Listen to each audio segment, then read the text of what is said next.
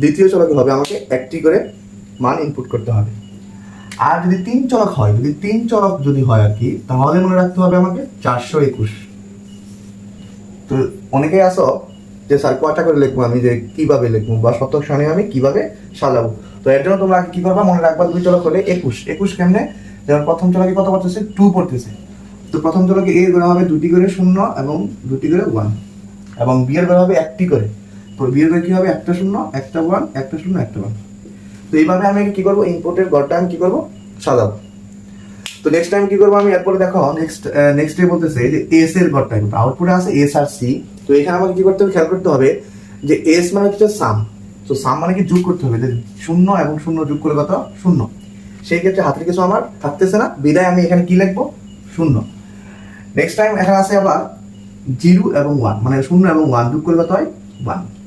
হাতের কি থাকতেছে 0, হাতের কিছু আমার নাই। তো তারপর আছে 1 এবং 0 যোগ করে দিই 0।